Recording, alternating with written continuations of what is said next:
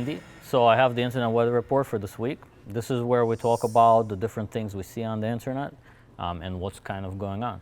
So the top 10 most probed ports, this is the report that we use to understand probing activity on the Internet in general against different ports. So this is by volume of scanning attempts. So the ports that usually show up here indicate that there's a large interest in identifying them. There's a large volume of scanning activity targeted against that port.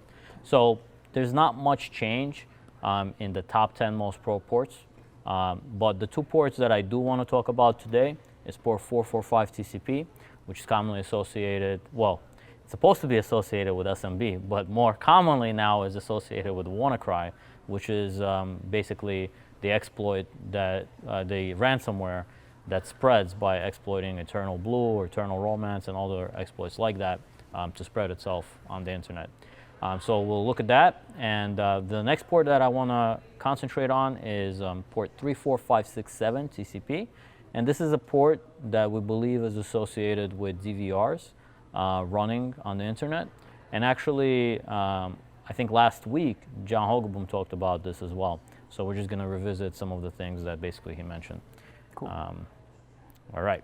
So every time I've been on ThreatTraq this year so far, I've been playing this little game of tell me what you think is going to happen for port 445 TCP. So first, let me set the stage. You could see this is a view 900 days going back since April 23rd of this year. So this is scanning activity by number of devices scanning against this port 445 TCP. And you could see this little spike right here. That's basically the weekend that everybody called in because WannaCry was in the news. And that weekend, everybody felt great. So when they went home, that spike went way down. And everybody felt really good, well accomplished. We did it. We did it. Everybody did it. But something happened. It kind of came out of people's perception, or it wasn't in the news again anymore, and people stopped paying attention to it. And since then, the threat has actually increased quite significantly. You could see scanning activity against this port really went up. But then, I think the first time I did this kind of chart, I noticed that activity had started going down. So basically every month, when I'm doing the Internet weather, I like to revisit this port and try to predict what's going to happen next. Now, I'm just going to give you some history, okay. And then I'm going to ask you what you think is going to happen next. So here we see activity going down over the months, and then sometimes staying the same. Yeah. So I guess the question for you is, what do you think's happened in the last month? Has the activity gone up, stayed the same, or gone down? And I'll give you a little hint. It's a trick question, as I've learned by looking at this week's data. I mean, knee-jerk, it looks like it might go down. All right. It's trending downward. It's trending downward. So this week, when I looked at it, it looked like it went up a little bit, but it's come down basically to the same level where it was at. Gotcha. So it looks like since at least October of last year, we have been on a downward trend, but we do seem to have plateaued in the number of devices scanning on it. Why do I track this? Because I'm curious to see how we're doing as a whole for the Internet with dealing with this threat, with the WannaCry threat and all of the computers that are impacted by that. Yeah. The numbers of infected devices are likely much higher than this.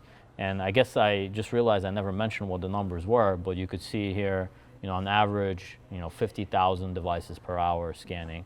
But a lot of these are behind like a NAT or some sort of a gateway, and might represent a whole compromised network of devices. It's likely more than that. It's likely way more than that based on the number of assets that are out there.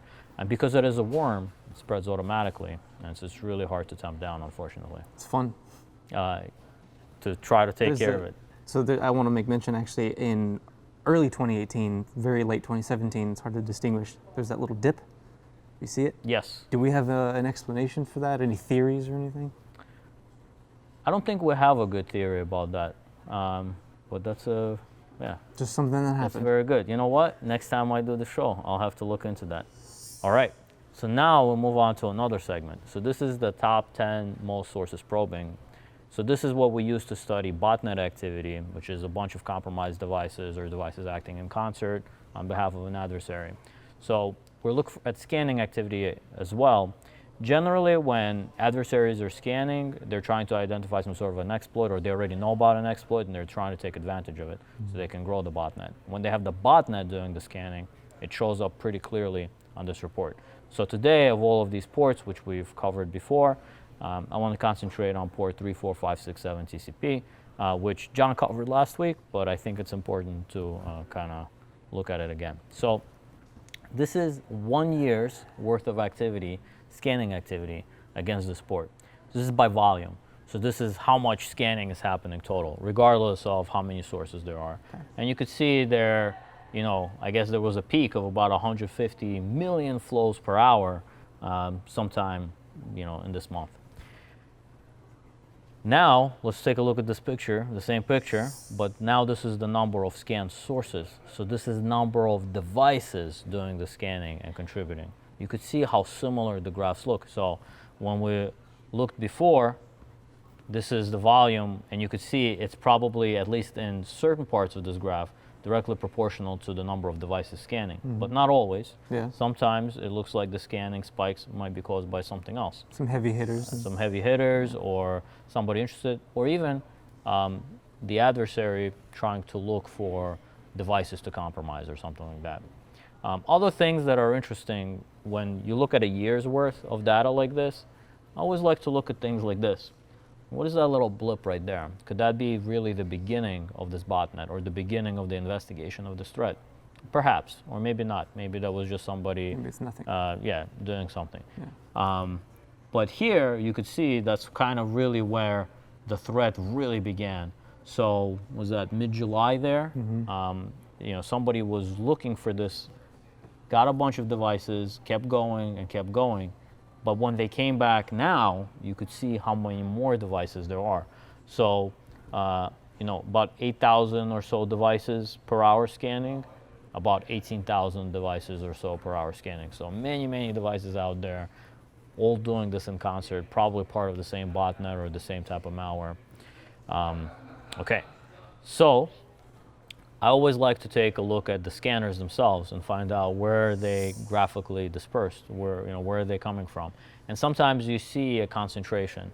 In this case, you see a heavy concentration like in Brazil, Europe, maybe the Middle East, and Southeast Asia.